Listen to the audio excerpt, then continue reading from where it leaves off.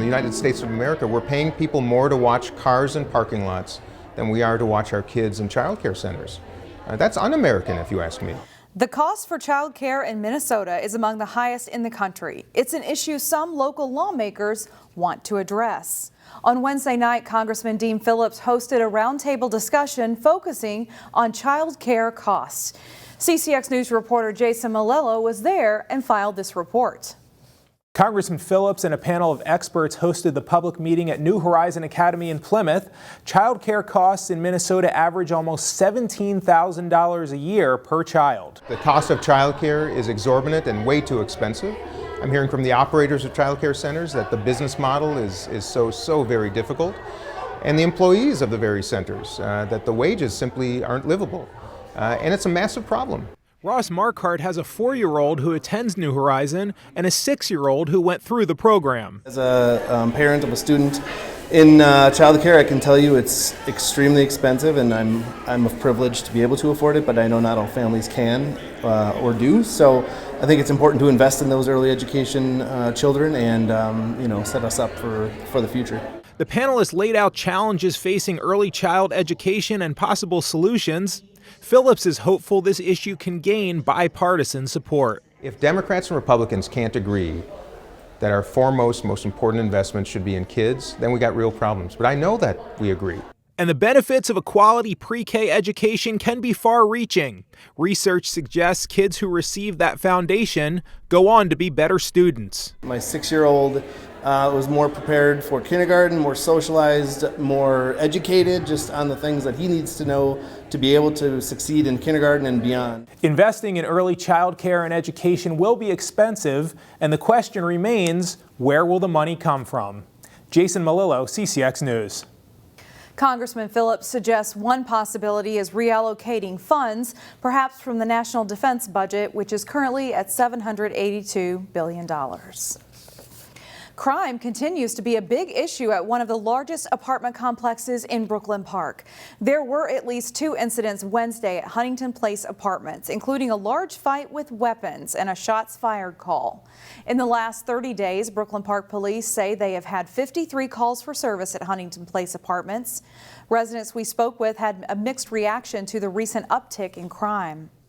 There's a fight in the hallway in my building, and it ended up in my apartment with guns and everything. I've told them last week, and nobody called the cops or anything. There was like 15 girls fighting in the entryway. I think they should have security in each building. It have been a lot of crime around here, but since they put the security over there, it has been better. Last year, the management at Huntington Place increased security measures, including adding more security guards. According to Brooklyn Park Police, most of the incidents do not come from residents who live at the apartment complex. While crime continues to be an issue in Brooklyn Park, the police chief says much of the problem stems from members of the public dismissing police as legitimate authority figures. When our officers are showing up to the scenes of some of these very violent crimes, we become the obstacle. The crowd turns on the police. And we've had situations where victims of gunshots will not tell us their name, much less who else was involved. To be honest with you, it seems like that pendulum is starting to swing a little bit. Versus 2 summers ago, I think it is getting better. But that is our primary problem right now. The chief made that comment during a public safety forum at the Brooklyn Park Library Wednesday afternoon, organized by State Senator John Hoffman of Champlin. DFLers in the Minnesota Senate have proposed a $500 million public safety plan that they say will help to curb violent crime and address the root cause of gun violence. Senate Republicans, meanwhile, have an alternate plan aimed at addressing the statewide officer shortage. A student at Cooper High School is making a big impact as a sophomore. As Delane Cleveland reports, Emakay Dyson is urging others to have tough conversations, and she's being awarded for her efforts. It is a mandatory assignment for this class. Okay. In this Cooper High School classroom, there's so much on this board. Students discuss everything from the history of Malcolm X. Yeah, he went to prison for a minute. To thought-provoking questions about food. Is mac and cheese a main dish or a side? I want to see people argue. Go ahead. This is Cooper High School's AVID class, where students build literacy skills and study habits while also learning how to become leaders. That's true. It's sophomore Emma Dyson's favorite class. You will never find another class like talks about racial injustice, different meanings, finding out what other people are like.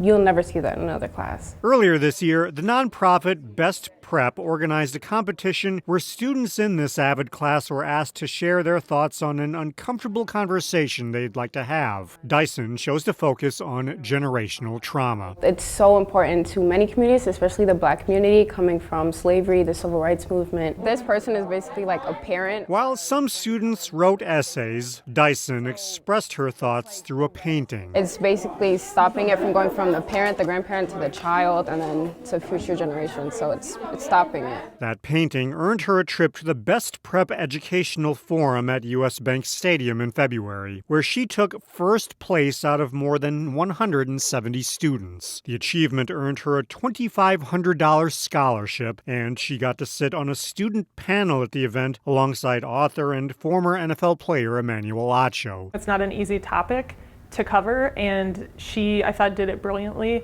and succinctly. In one painting, she got a message across that impacted her and the entire Best Prep community. Dyson still has 2 more years before she graduates, and she wants to use that time to shed a positive light on Cooper High School. I want to put Cooper on the map because honestly our school is seen as like ghetto or underachieving. I want to put Cooper on the map as this is a good school. We are extremely tight-knit here. It's a community you will not find anywhere else. In New Hope, Delane Cleveland, CCX News.